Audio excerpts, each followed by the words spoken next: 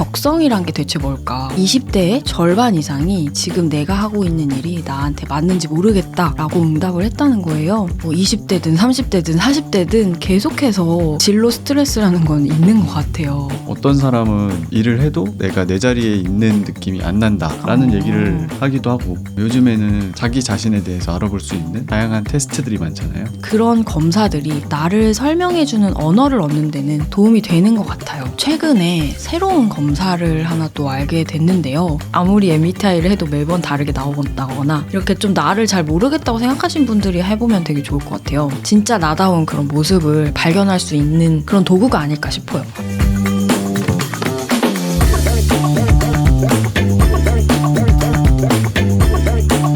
세상이 말하는 정답 말고 나다운 삶의 레퍼런스, 요즘 것들을 사생활 시작합니다. 이번 에피소드는 가치 있는 인생을 돕는 커리어 디자인 기업 HR 멘토스와 함께합니다.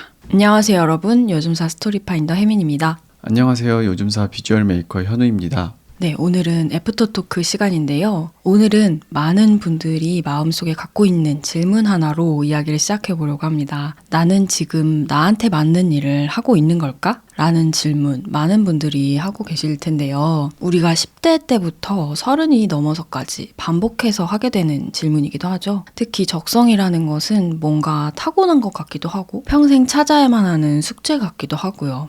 그래서 오늘은 그 질문에 대한 답을 한번 찾아보려고 합니다. 그리고 오늘 이 질문에 답을 찾는데 중요한 힌트가 되어줄 이벤트도 오늘 준비했거든요. 그러니까 끝까지 잘 들어주세요. 그러면 일단 이 이야기부터 좀 시작해보려고 해요. 적성이란 게 대체 뭘까? 우리가 평생 이 적성을 찾아 헤매고 진로 고민을 평생 하잖아요. 그 적성이라는 단어 어릴 때부터 많이 들어왔지만 그냥 막연하게 내가 좋아한다고 느끼는 게 적성인 것인가? 아니면 뭐 좋아하진 않아도 남들보다 내가 조금 더 잘하는 것 같은 게 적성인가? 약간 그렇게 생각했던 것 같아요. 맞아요. 그러니까 어릴 때부터 우리는 적성에 맞는 일 찾아야 한다 이런 얘기는 자주 듣고 자라왔잖아요. 그래서 적성이란 게 뭔가 이미 태어날 때부터 정해져 있고 그걸 못 찾으면 실패하는 그런 것처럼 느꼈던 것 같아요. 그리고 또 최근에 봤던 뉴스 같은 데에서는 진로 스트레스라는 키워드를 쓰더라고요. 학생들이 오랫동안 학업에 매진하면서도 내 적성을 파악하는 것부터 어떤 일을 해야 할지 선택하는 것에서 압박을 받는 거, 그런 것들을 이제 진로 스트레스를 받는다. 약간 그런 식으로 표현을 하더라고요. 사실 근데 학생들만 스트레스 받는 게 아니고 20대든 30대든 40대든 계속해서 그 진로 스트레스라는 건 있는 것 같아요. 저도 최근에 기사 하나를 봤는데 20대의 절반 이상이 지금 내가 하고 있는 일이 나한테 맞는지 모르겠다 라고 응답을 했다는 거예요. 그러니까 이 적성이라는 거 그리고 진로 고민은 성인이 되고 내가 일을 하고 있어도 계속 할 수밖에 없는 게 아닌가. 사실 저희도 그렇잖아요. 지금 이 일을 하고 있지만 계속해서 또 다른 나에게 맞는 일이 있진 않을까? 그리고 다음 직업은 뭘까? 이런 거를 시시때때로 좀 얘기하곤 하는데요. 저도 계속 아직까지도 적성에 대한 고민을 하고 있는 것 같은데 아직까지? 네. 전편에 이제 보시면 제가 나중에 커피숍 같은 것도 운영해보고 싶다 약간 그런 얘기를 했잖아요. 근데 제가 이걸 한 번도 해보질 않았으니까 그 일이 과연 내 적성에 맞을까? 맞아. 라는 고민을 좀 했었던 것 같아요. 내향인이기도 하니까. 그러니까는 네. 커피숍이라는 공간 자체에 대한 욕심은 있는데 만약에 사람들을 이렇게 접객하고 이런 그쵸. 것들이 가능할까 뭐 그런 생각을 하게 되는 거죠. 공간을 만들고 공간을 꾸미고 커피는 내리는 것까지는 하겠는데 커피를 전달을 못해서 해주겠다. 그리고 막 손님과 대화도 해야 되는데 그런 것들을 세세한 것들을 생각하면 그 일이 나한테 진짜 맞는 걸까? 이런 또 고민을 하게 되는 거죠. 그러니까 이게 진짜 내가 좋아하는 걸 찾는 것만으로 바로 직업으로 연결하기 어려운 게 좋아하긴 하는데 그게 진짜 내 성향에 맞는지는 사실 모르는 거잖아요. 근데 그게 문제는 이게 그냥 어떤 진로에 대한 불안이 아니라 정체성에 대한 문제까지 좀 번지게 되는 것 같더라고요. 계속 생각을 하다 보니까. 네네. 어떤 사람은 일을 해도 내가 내 자리에 있는 느낌이 안 난다 라는 얘기를 하기도 하고, 그래서 그런지 몰라도 적성을 찾지 못해서 계속 그냥 시험만 보거나 스펙만 쌓는 그런 시절도 있었던 것 같아요. 그리고 아직까지도 좀 주변에서 그런 경우를 많이 봤거든요. 네. 보통은 주변에서 적성을 그냥 너 그거 잘하는데 계속 해봐라, 뭐 그거 재능 있으니까 한번 해봐 라고 하는데, 그런 말을 듣다 보니까 우리는 뭔가 적성을 재능이나 잘하는 일로 생각을 하게 되는 것 같아요. 그래서 그런지 더 찾기 어려워진 게 아닌가? 맞아요. 적성하면은 뭔가 잘하는 일, 처음부터 내가 재능이 있는 거 이런 식으로 생각을 하게 되잖아요. 근데 이렇게 적성이란 거에 대해서 다양한 해석을 할 수밖에 없는 게 지금까지 그냥 적성이란 말은 많이 들어왔지만 그게 정확히 어떤 뜻인지를 우리가 실제로 찾아본 경우는 별로 없을 것 같아요. 그래서 저희도 이번에 그 적성이라는 단어를 한번 사전에 찾아봤거든요. 사전에 있는 적성의 뜻을 한번 읽어볼게요. 일단 명사이고요. 어떤 일에 알맞은 성질이나 적응 능력 또는 그와 같은 소질이나 성격 이렇게 나와요. 그러니까 사실 사전을 보면 알 수 있듯이 여기에 재능이라는 말이 없거든요. 대신에 적응 능력 그리고 성격 뭐 이런 단어들이 나오죠. 소질이란 단어도 나오는데 소질도 찾아보니까 뭐 타고난 성질, 기질을 뜻한다고 해요. 그래서 이 뜻에서도 알 수 있듯이 사실은 적성이라는 거는 내가 뭘 잘하느냐 라는 거라기보다는 내가 그 일에 잘 적응할 수 있는가 그게 결국에는 적성의 핵심이 아닌가 싶거든요. 그러니까 그 사전에서 얘기하는 적성이라는 게 결국에는 뭔가 내 성향에 맞는 일이라든지 내 에너지를 덜 쓰고도 편안하게 할 수 있는 일 그런 거를 뜻하는 것 같아요. 그러니까 내가 어떤 일을 했을 때 다른 일보다 좀 덜 지친다. 그러면은 그게 적성에 맞는 게 아닌가. 그래서 적성을 찾는다는 거는 사실 뭔가 일적인 재능을 알아보는 게 아니라 나의 성향, 내가 어디에서 편안한가 알아가는 과정이 먼저가 아닌가 싶어요. 맞아요. 그래서 요즘 사실 뭐 나를 알기 위한 다양한 방법들, 뭐 나를 탐구하는 도구들 이런 것도 많이 나오잖아요. 결국엔 이런 것도 알고 보면 적성을 찾기 위한 방법 중에 하나가 아닐까 싶은데요. 또 전통적인 방법 중에 우리 채널에서도 항상 이야기가 나오는 일기 쓰기, 모닝 페이지 이런 기록에 대한 얘기를 항상 하잖아요. 그러니까 다양한 인터뷰들이 저희가 이제 툴박스라는 콘텐츠도 하는데 자기 자신을 다스리는 도구들 이런 것들을 추천을 받을 때 항상 나오는 게 일기나 모닝 페이지였거든요. 근데 이게 정말 사실은 너무 흔해서 간과하기 쉽지만 가장 추천하는 방법 중에 하나인 것 같아요. 그래서 저는 사실 모닝 페이지를 쓰거든요. 그러니까 쓸 때 그냥 지금 떠오르는 생각들을 좀 즉흥적으로 적어 내려가는 편인데 사실 그런 글들이 나중에 내 적성을 찾는데 무슨 도움이 될까 싶잖아요. 앞뒤도 안 맞고 그냥 감정을 그대로 막 적어 내려가는 거니까. 근데 신기하게 이게 나중에 읽다 보면요. 내가 계속 쓰는 단어가 있어요. 그러니까 이거를 그냥 쓰고 덮기만 하면 안 되고 중요한 거는 내 일기를 한 번씩 이렇게 다시 읽어보는 게 중요한 것 같은데요. 근데 읽다 보면 정말 계속 쓰는 단어가 있다던가 아니면 예전이나 지금이나 계속 고민하는 포인트가 비슷해요. 근데 나는 계속 다른 고민을 하고 있다고 생각하는데 다시 읽어보면 그때 내가 했던 고민들 그리고 지금 하는 게 포인트가 비슷한 거죠. 그래서 그런 걸 보면서 아 내가 이런 상황에서 불편해하는구나 아니면 이런 일이 있을 때 내가 굉장히 기뻐하는구나 이게 사실 사람마다 다르거든요. 그리고 이런 일은 어렵게 느끼고 또 이런 일은 더 즐겁게 느끼는구나 이런 거를 알 수가 있더라고요. 그래서 거기에서 내 성향도 조금 더 파악하게 되고 내 적성을 알아가는데 진짜 일기만 한 게 없다. 이런 생각이 들어요. 혹시 현우 씨는 뭔가 나를 알아가는데 좀 도움이 되었던 그런 방법이 혹시 있을까요? 네, 저는 뭐 이렇게 적는 거를 별로 좋아하지 않아가지고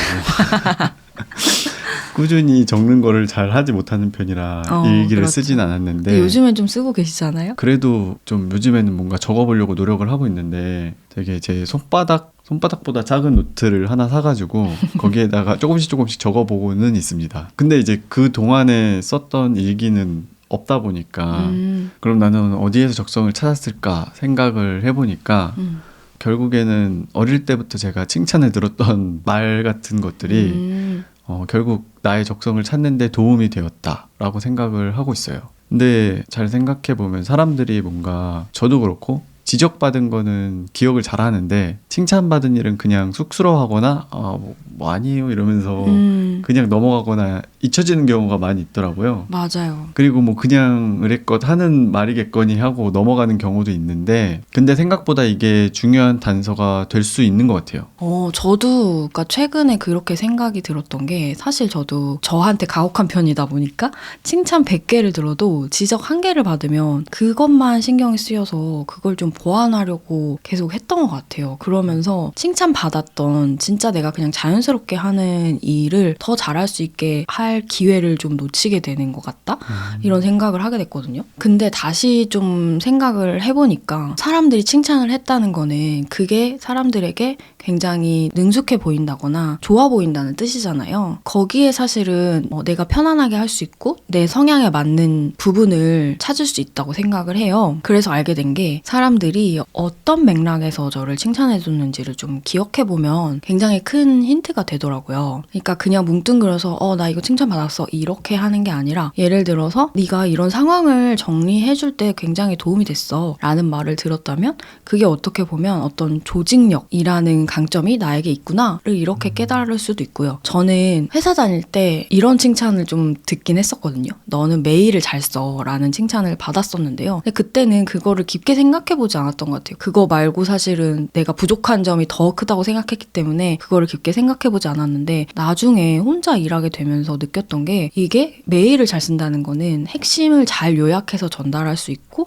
소통 능력이 있다라는 거거든요. 그런데 혼자 일하게 되면 콘텐츠만 만들면 되는 게 아니라 이런 프로젝트 매니징까지 중요한 업무가 되는데 그런 부분에서 내가 적성이 그래도 있었구나라는 거를 깨닫게 되는 계기가 됐었어요. 그래서 여러분도 혼자서 자기 자신을 탐구하는 방법, 아까 말했던 일기 쓰기나 자기 자신에 대해서 기록하는 거 그런 거를 해보다가 도저히 그럼에도 불구하고 답이 안 나온다 하면은 다른 사람들한테 받은 칭찬들을 좀 분석하는 시간을 가져도 좋을 것 같아요. 아니면 따로 칭찬받은 게 없다. 왜냐면 우리나라 사람은 또 칭찬에 박하기 때문에 잘 칭찬을 또 마음속으로는 생각하고 있으면서도 안 하는 경우가 있거든요. 그럴 때 주변 사람들한테 하나씩 물어봐도 좋을 것 같아요. 나와 일 같이 했던 사람들한테 나랑 일하면서 어떤 게 제일 좋았어? 라거나 나한테 하나만 칭찬 하나씩만 해줘 이렇게 해서 좀 수집해보는 것도 어떨까 이런 생각도 들고요. 앞에서 말한 그런 방법들도 있지만 요즘에는 자기 자신에 대해서 알아볼 수 있는 약간은 전문적인 다양한 테스트들이 많잖아요.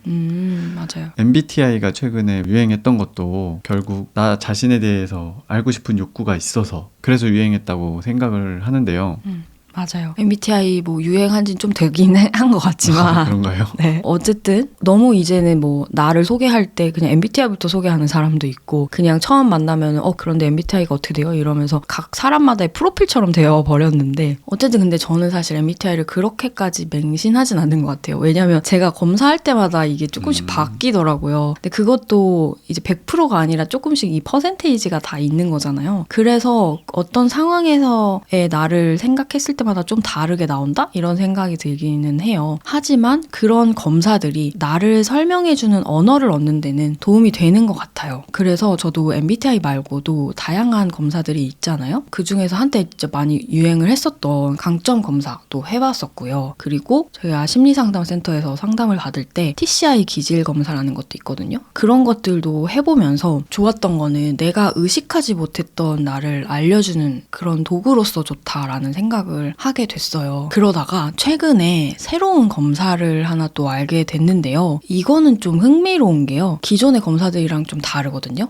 아이프잡 직무검사라는 거예요. 이게 다른 검사들과 좀 다르다고 말씀드린 거는 이 아이프잡 검사는 개인의 행동 스타일, 그러니까 무의식적인 나의 행동 패턴을 측정하는 검사라고 하더라고요. 이게 무슨 뜻인지는 이따가 더 자세히 좀 설명을 드릴 기회가 있을 것 같고요. 그렇게 해서 나온 나의 행동 스타일, 그러니까 이 성향을 기반으로 내가 어떤 직무에 어울리는지 알 수 있는 검사예요. 아이프잡이 설명해보면 7개 직군, 32개 직무를 나의 성향과 매칭을 해준다고 나와 있어요. 특히 또 좋은 점이 나의 이 강점도 나오지만 내가 일을 할 때 스트레스 요인이 뭔지 그리고 나와 어울리거나 어울리지 않는 그런 직무 환경이 어떤지까지 나오니까 진짜 내가 경험은 없지만 어쨌든 내가 첫 번째 일을 선택을 해야 되는 그런 상황에 있는 친구들도 많고 그리고 내가 일을 하다가 다른 일을 좀 고민 중인데 그게 나한테 맞을까? 이런 고민을 하는 분들에게 확실히 진로 방향을 정하는 데 좀 도움이 되겠더라고요. 그래서 저랑 저랑 현우 씨랑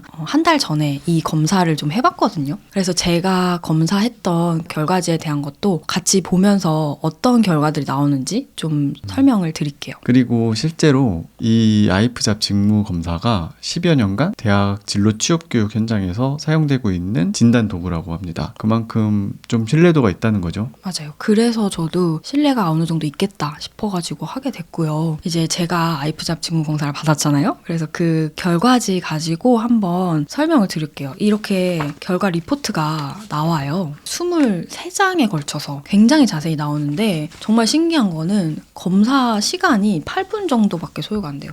처음에 우리가 검사할 때 온라인으로 검사를 하는데요. 그 문제들 있잖아요. 처음에 나오는 그 문제들이 굉장히 간단해요. 그래서 정말 금방 끝났는데 이걸 가지고 나에 대해서 이렇게 자세히 결과가 나온다고? 이게 굉장히 일단은 신기했고요. 근데 그렇게 하는 이유가 무의식을 보는 검사다 보니까 이렇게 빠르게 되게 직관적으로 선택을 하게끔 돼 있더라고요. 그래서 실제로 검사하는 시간은 짧은데 굉장히 다양한 나의 성향에 대해서 알 수 있다라는 거죠. 일단은 이 검사지는 제가 유튜브 화면에 좀 띄워드리면서 설명을 드릴 건데요. 저는 지금 종이로 뽑힌 거를 좀 보고 있고요.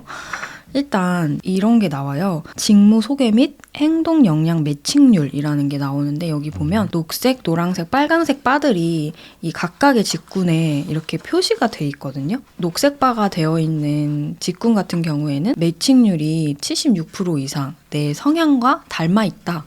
라는 뜻이래요. 그리고 노란 바로 되어 있는 부분은 한 36에서 76% 미만의 중간 수준으로 내 성향과 매칭이 될 수 있는 직무다라는 거고, 빨간색 바는 36% 미만, 그러니까 나의 성향과 좀 적게 닮아 있다라고 보면 돼요. 그런데 저는 89% 매칭이 됐던 게 전략 기획 이런 업무였고, 뭐 다양한 직군들이 또 매칭이 되어 있었는데 제일 높았던 92% 매칭률이 IT 분야의 기획 업무로 되어 있더라고요. 근데 실제로 제가 IT 회사에서 일하진 않았지만 계속 기획 업무를 해왔기 때문에 어느 정도 내 성향에 맞는 일들을 해왔구나, 이건 다행이다 이런 생각을 했고요. 내가 전혀 경험을 해보진 않았는데 이런 직무가 나에게 맞을까라는 것들은 사실 해보지 않으면 알 수는 없잖아요. 그치만 그 전에 내가 이미 가지고 있는 성향과 어느 정도 이 직무의 환경들이, 그리고 직무가 하는 일들이 닮아 있는지, 이런 것들을 고민해 볼 때 좀 도움이 될 만한, 예측해 볼 수 있는 그런 도구이지 않을까 싶고요. 그리고 또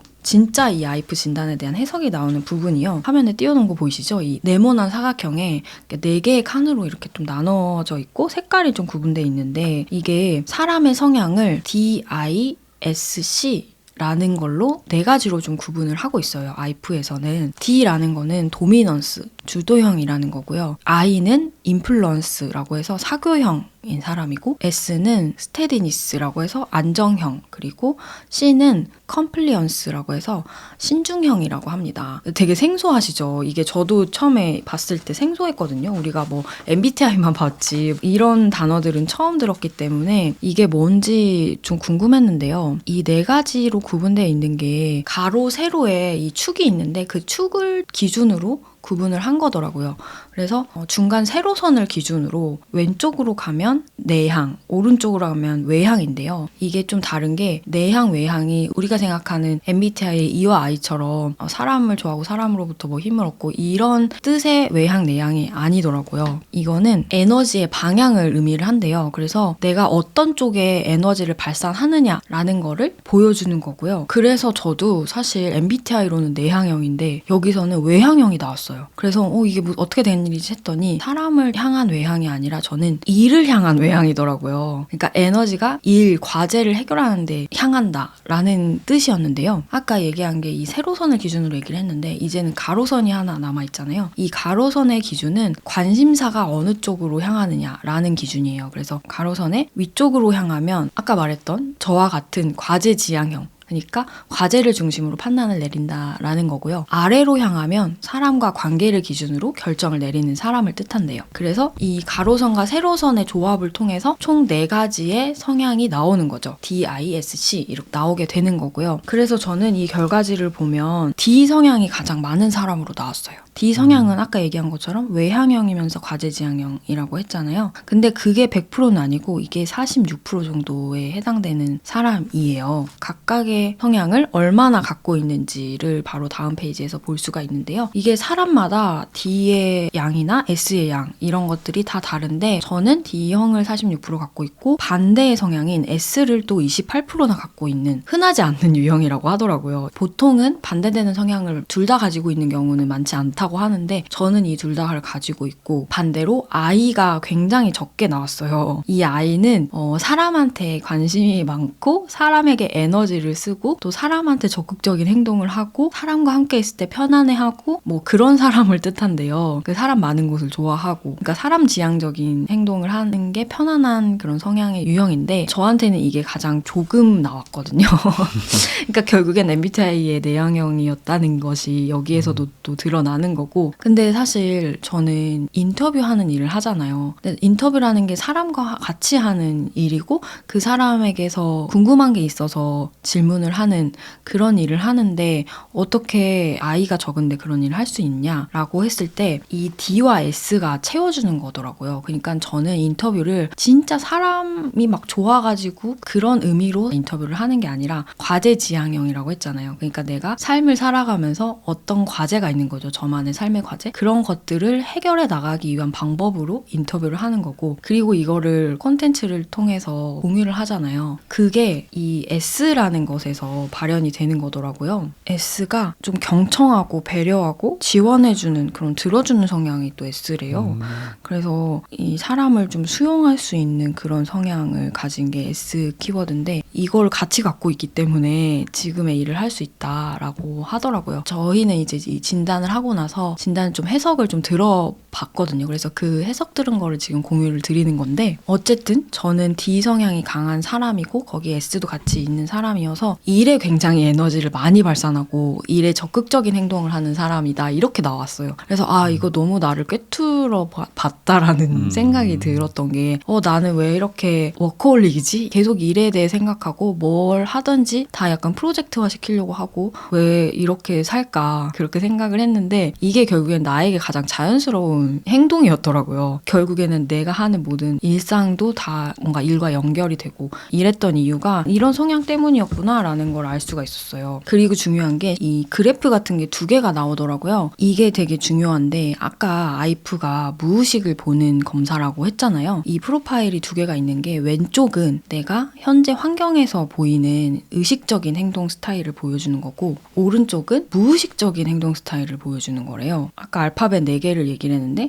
그 알파벳이 어떤 게 많고 적고가 이제 이 그래프로 그려진 건데 그게 내 의식적인 행동과 무의식적인 행동이 다른 거죠. 그러니까 저만 봐도 그래프 모양이 다르잖아요. 그러니까 왼쪽은 환경에 따라서 바뀔 수 있는 거래요. 다시 만약에 검사를 했을 경우에 내가 다른 환경에서 뭘 하고 있거나 이런 내 상황에 따라서 왼쪽 그래프는 바뀔 수 있는데 오른쪽은 안 바뀐대요. 그러니까 내 진짜 무의식의 내 성향을 보여주는 그래프라서 그래서 아이프는 이 오른쪽 프로파일을 기준으로 아까 얘기했던 그 직무들을 추천을 하고 있다고 해요. 그래서 사실 다양한 검사들이 많이 있지만은 아이프를 한번 해보면 좋을 것 같은 게 MBTI 같은 경우에는 예를 들어 뭐 질문에 나는 사람들을 만나면 적극적으로 행동한다 같은 문항이 있으면 거기에 뭐 yes or no로 대답을 하잖아요. 그거는 사실 의식을 보는 검사래요. 그러니까 내가 어떤 상황에 있을 때 내가 어떻게 대처를 하는지 그 상황에서 그 상태에서의 나의 성향이나 선호도를 나타내는 검사인 거죠. 근데 아이프잡이 다른 거는 무의식을 보는 검사이기 때문에 아까 얘기한 것처럼 굉장히 검사가 직관적이고 그리고 여러 가지 단어들을 막 섞어 놓기도 하고 막 있어 보이는 단어들이 중간중간에 있어서 그거를 내가 그때그때 어떻게 선택하느냐 를 사실을 보는 거예요. 그러니까 진짜 무의식을 보는 검사인 거죠. 그걸 통해서 내가 어떤 상황에 있느냐가 아니라 진짜 나다운 그런 모습을 발견할 수 있는 그런 도구가 아닐까 싶어요. 그래서 이 아이프잡 진단 검사지를 받았을 때 맨 위에 이런 카피가 있더라고요. 진짜 나다운 것으로부터 진짜 내 일을 찾아서 라는 문장이 있었는데 이게 정말 와닿았던 게 사실 그동안 저는 MBTI 검사할 때마다 다르게 나오고 그리고 사람들과 있을 때 에너지가 생기는 것 같기도 하고 또 나는 사람에 대해서 궁금했는데 나는 사실 내향형이라서 그렇게 사람과 또 너무 많은 대화를 하거나 너무 많은 사람을 만나면 에너지가 떨어지고 근데 나는 인터뷰가 좋고 막 그런 혼란들이 있었어요. 그래서 내가 진짜 대체 어떤 사람이지? 라는 게 혼란스러웠는데 이 아이프를 하면서 나한테 이 반대적인 성향을 내가 가지고 있었기 때문에 이런 일들을 하는 거였고 이런 선택들을 내가 해왔던 거구나 라는 것도 제가 알 수 있었거든요. 의식이라는 거는 이제 내가 테스트나 아니면은 주위에서 보고 그리고 내가 이렇게 행동하는 사람이다 라는 게 인식이 돼 있잖아요. 그러니까 겉으로 드러나는 모습에서. 근데 무의식은 사실 잘 모르는 경우가 대부분이니까 그게 혼재돼서 나오는 어떤 혼란이 있었던 게 아닌가? 약간 그런 생각이 드네요. 맞아요. 그래서 이제는 진짜 내가 어떤 사람인지 좀 더 알게 된 것 같고, 그리고 나는 왜 이렇게 다 일로 만들어버릴까 이런 고민이 있었는데 내가 그냥 원래 과제 중심, 일 중심의 사람이었구나. 나는 사실은 이렇게 만들어가는 게 나에겐 가장 편안한 선택이었구나. 이런 것도 알 수 있어서 좀 안심이 되기도 하고, 그리고 이 성향들을 좀 더 잘 쓰고 싶다. 이런 생각도 하게 됐어요. 저도 검사를 같이 받았잖아요. 근데 이제 제 것까지 결과지를 공개하기에는 너무 시간도 오래 걸리니까 약간 간단하게 이제 소감만 말을 해보자면은 저도 그 마지막 그래프 부분을 얘기를 해보고 싶은데 저는 결과가 되게 그 그래프가 막 이렇게 왔다 갔다 나온 게 아니라 약간 원만하게 나왔어요. 설명을 들어보니까 크게 호불호가 없는 약간 그런 성격이다. 그런 성향이다라고 하더라고요. 그래가지고 어디에서나 적응을 잘할 수 있다. 라는 뜻으로 저는 받아들였어요. 그래서 생각을 해보면 그게 맞는 것 같기도 하고 제가 다양한 환경에서 또 일을 했었잖아요. 작은 회사에서도 일을 하고 큰 회사에서도 일을 하고 그리고 이렇게 둘이서 개인 사업자로서도 일을 하는데 크게 스트레스를 받지 않는 걸 보면은 제일 부럽다. 네, 적응력이 뛰어난 사람이 아닌가. 되게 개인의 해석이고요. 네, 개인의 해석입니다.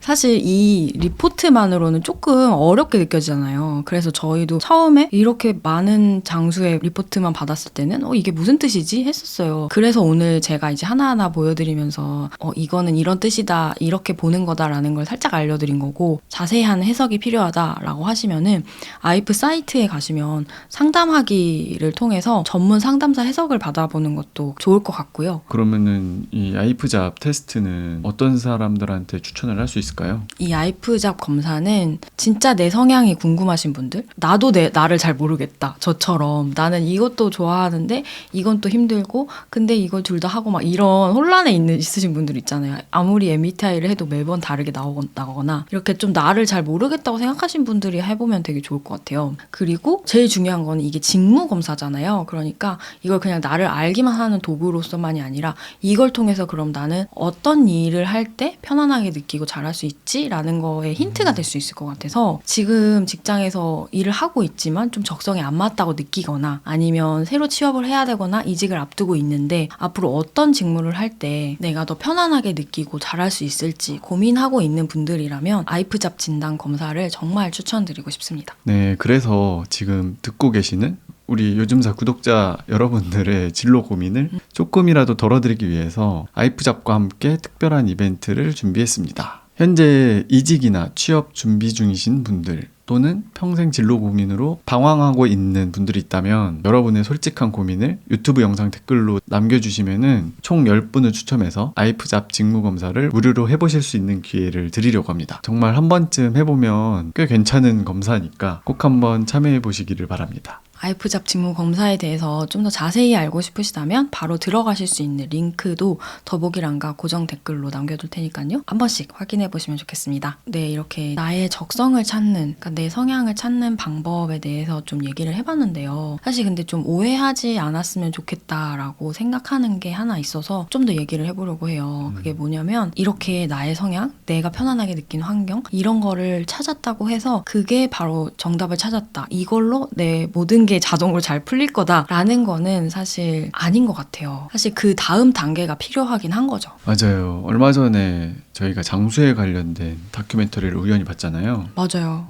그거 되게 재밌게 봤었죠. 네, 넷플릭스에서 봤었는데 거기에서 오키나와의 장수마을 이야기가 나오더라고요. 근데 흥미로운 키워드가 이제 딱 걸렸는데 이키가이라는 단어가 나오는 거예요. 네, 이키가이 익숙하시죠, 다들. 이 단어를 그냥 자기 개발에 관심이 있는 사람이면 한 번쯤 들어봤을 거라고 생각을 하는데, 어떤 좋아하는 일을 찾는 다이어그램 그런 거 보신 적 있으시지 않나요? 맞아요. 그 4개의 다이어그램이 이렇게 겹쳐져 있는 건데 뭐 좋아하는 것, 돈이 되는 것, 잘하는 것, 세상에 필요한 것 뭐 이렇게 4가지 써보고 그 4가지의 교집합이 나의 이키가이다 뭐 이런 거잖아요. 그래서 저도 이 자기계발의 한 방법으로만 알고 있었는데 갑자기 이게 오키나와 사람들이 아주 오래전부터 지켜온 생활 방식이자 삶의 태도다라고 다큐멘터리에 나오는 거예요. 그래서 아 이게 그냥 자기계발 도구가 아니었구나 라고 생각하면서 이키가이에 대해서 더 찾아보게 됐던 것 같아요. 그래서 그 이키가이라는 단어 뜻을 보면은 이키라는 앞에 단어가 생명을 뜻하고 가이가 가치를 뜻한다고 합니다.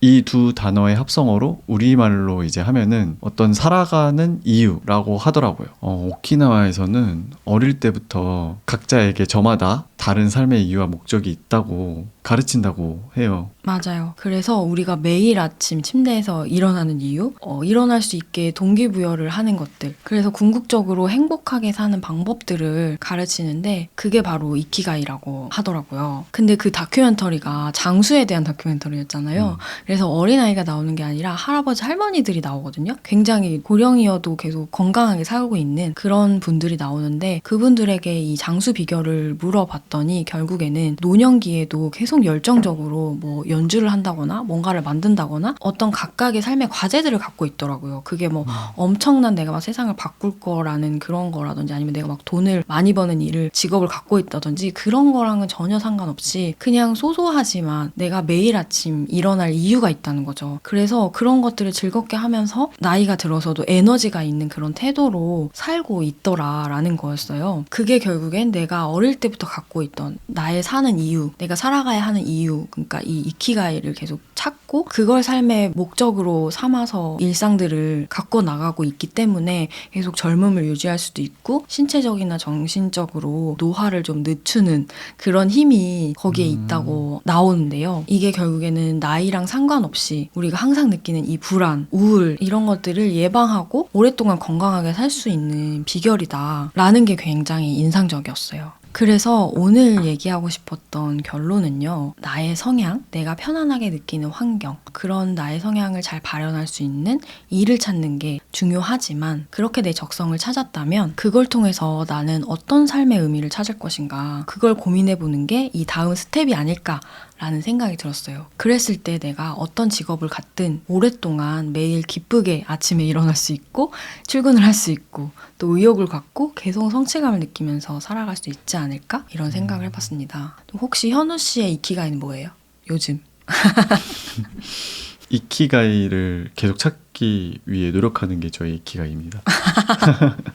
그게 사실 모든 게 다 포함이 되는 거잖아요. 돈도 벌 수 있어야 되고 내가 좋아하고 내가 잘하는 일이고 세상에 이득이 되는 일. 이거를 찾는 게 생각보다 쉽지는 않은 것 같아요. 맞아요. 그래서 평생 살아가면서 찾아야 되는 게 이키가이가 아닌가. 그래서 네. 이것도 착각하면 안 되는 게 정해져 있다고 또 생각할 수 있잖아요. 이키가이가. 그건 아닌 것 같아요. 내가 살아가면서 내가 또 쌓은 경험들, 내가 본 것들, 생각들 이런 것들이 계속 성장해 나가면서 사실 이게 계속 바뀐다고 생각하거든요. 그래서 아마 그 오키나와에 사는 분들 중에 벤조를 계속 고치고 연주하는 게 나 이키가이다라고 했지만 이분이 젊을 때는 또 달랐을 거란 말이죠. 그때 당시에는 나에게 이 삶의 이유를 주는 게 또 달랐을 텐데 이게 나이가 들어가면서 또 내 상황이 바뀌면서 계속 바뀔 수 있다. 그러니까 이것들을 계속 찾아 나가는 게 결국에는 내가 행복하게 살아갈 수 있는 방법이 아닐까 그런 생각이 들어요. 네, 오늘 이렇게 평생 하게 되는 진로 고민 그리고 적성에 대한 고민에 대해서 우리가 어떻게 생각하면 좋을지 그리고 거기에 좀 힌트를 줄 수 있는 도구들에 대해서 좀 소개를 드렸는데요. 오늘 이야기는 여기까지고요. 아까 얘기했던 것처럼 여러분만의 적성에 대한 고민,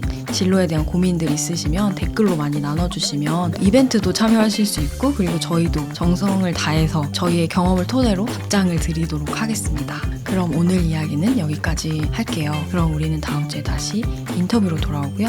오늘 인사드릴게요. 안녕.